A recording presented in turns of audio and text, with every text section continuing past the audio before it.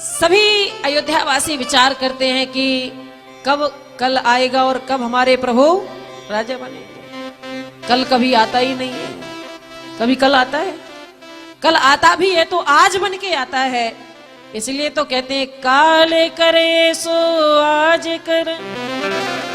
शुभ काम को करने के लिए कभी कल का विचार नहीं करना चाहिए।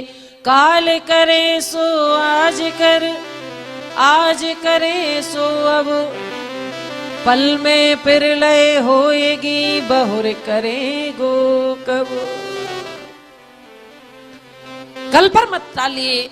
अगर शुभ काम कोई करना है तो वो आज ही करेंगे।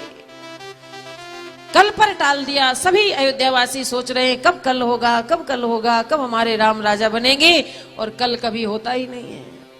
सभी अयोध्यावासी प्रसन्न हैं। इतनी प्रसन्नता सबके हृदय में है। सभी को लग रहा है कि राम हमारे ही बेटा हैं और हमारे बेटा श्री राम जी ही राजा बनने वाले हैं। पर गोस्वामी बाबा कहते हैं नाम मंथरा मंदमती चेरी के कई केर, अजस पिटारी ताहे कर गई गिरा मते फेर। कौन के कई कौन है?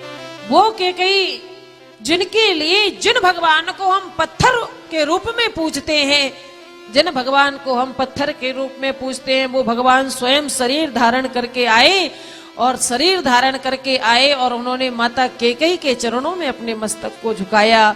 जिनको जगत पूजती है, जगत जिसकी पूजा करता है, संसार जिनको पूजा करता है, वो भगवान स्वयं देह धारण करके, शरीर धारण करके और माता कैकेयी के चरणों को छुआ करते हैं।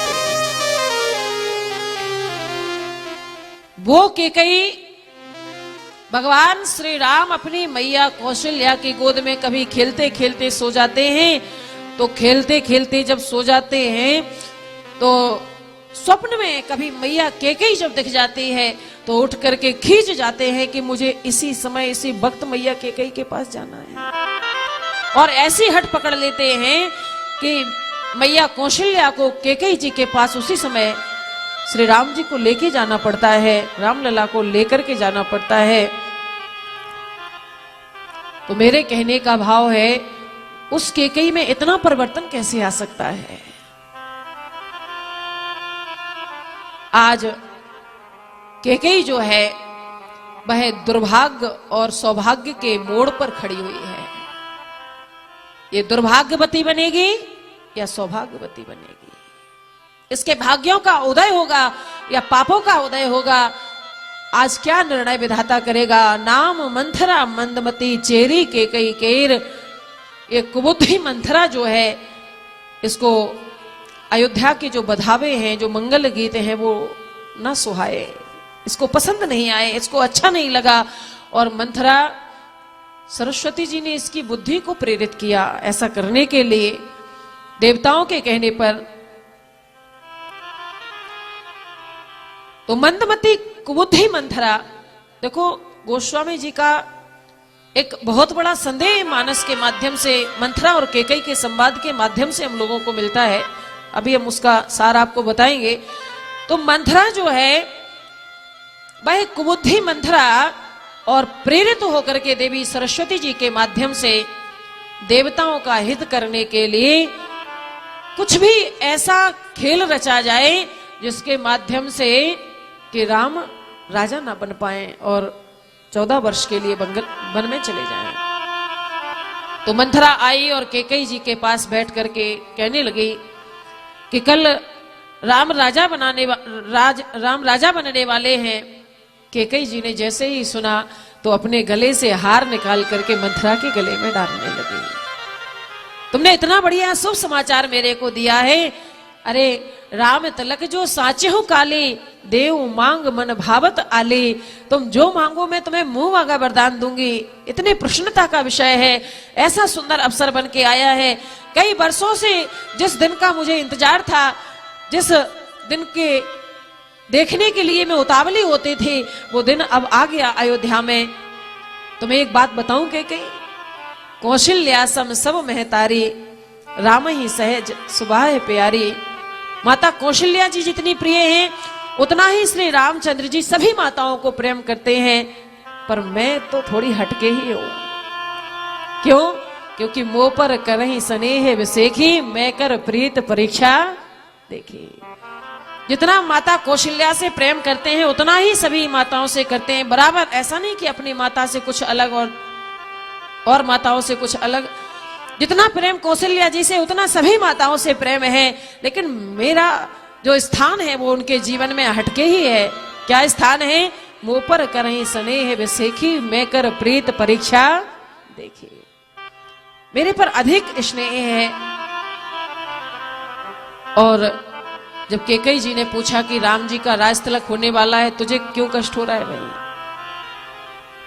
तो आज मंथरा कहने लगी केकई जी से कि एक बार मैंने आपको थोड़ा सा निवेदन क्या किया कि आप भी कुछ प्रयास करिए, नहीं तो जैसे मैं दासी बन के घूम रही हूं, आपका जीवन भी आपको दासियों की तरह ही व्यतीत करना पड़ेगा।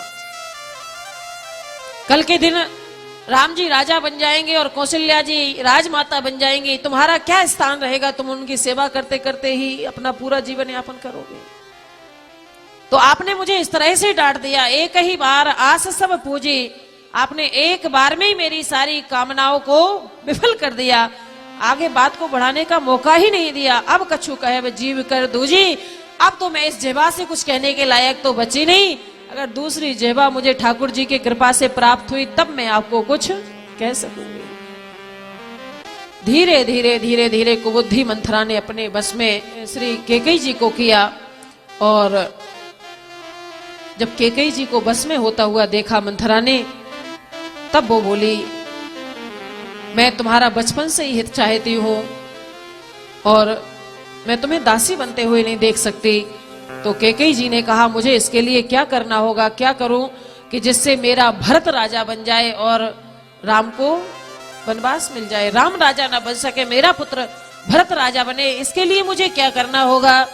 तो मंथरा बोली कि आपको पता है, आपने एक बार एक मुझे कथा सुनाई थी कि महाराज का आपने संग्राम में, युद्ध में जब साथ दिया तो महाराज ने आपको 2 वरदान मांगने के लिए कहा था। वो वरदान आज भी उधार हैं, आपने अभी तक मांगे नहीं। तो आप एक काम करो कि वो 2 वरदान आज मांगने का अवसर आ गया, वो 2 वरदान अपने मांग लीजिए। केकई जी ने कहा, हाँ ये बात ठीक है। 2 वरदान मांगने के लिए केकई जी तैयार हैं और मंथरा ने इस तरह से तैयारी की, केकई जी राजी हो गई और वरदान मांगने के लिए तैयार है। काले मोटे पुराने वस्त्र पहन लिए। साँझ के समय महाराज आने वाले हैं महल में और भयंकर स्वरूप बना करके, कुरूप बना करके अपना पड़ी हुई है महल में, कक्ष में। और जैसे ही संध्या कालीन, देखो कुटिल कलुषित जो प्राणी होते हैं, जो कुबुद्धि वाले लोग होते हैं, उन्हें अपने जीवन में हस्तक्षेप करने का अवसर हमें नहीं देना चाहिए। हम लोग देखते हैं मोहल्ले में जिसमें हम रहते हैं, जरूरी थोड़ी है कि सब साधु ही साधु निवास करते हैं, साधु स्वभाव वाले लोग रहते हैं। जिस मोहल्ले में हम रहते हैं उसमें कुछ ऐसे पुरुष, ऐसी महिलाएं भी रहती है कि अगर उनका साथ हमें मिल गया तो हमारा जीवन नरक बन जाएगा। इसलिए ध्यान रखना चाहिए, जो कुटिल प्राणी हैं उनको अपने जीवन में कभी भी मौका, कभी भी हस्तक्षेप करने का अवसर मत दीजिए। हमेशा उनसे दूर रहने का प्रयास करना चाहिए। दुर्बुद्धि लोगों से हमेशा दूर रहो, नहीं तो धीरे धीरे धीरे धीरे किसी शराबी के साथ आप ज्यादा समय तक रहेंगे तो धीरे धीरे वो 1-1, 2-2 बूंद करके आपको भी पिलाना सिखाई देगा।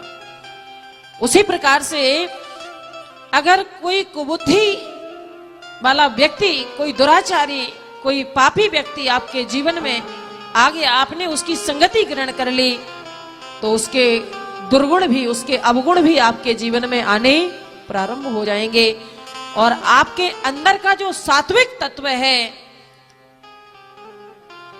आपके अंदर का जो सात्विक तत्व श्री राम के रूप में आपके अंदर विराजमान है, वो तत्व एक दिन आपसे वनवासी बन करके दूर हो जाएगा।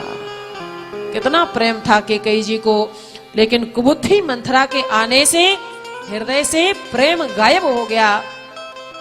सात्विक तत्व राम जाते रहे और उन्हीं राम के प्रति कुभावनाएं प्रकट हो गई। ये संग का असर है, इसलिए संग को जीतो, संग अच्छे पुरुषों का करना चाहिए, गलत व्यक्ति का संग नहीं। कोई अगर आके बैठ, भैया हाथ जोड़ लो, आप अपना काम करिए, हमें अपना काम करने दीजिए।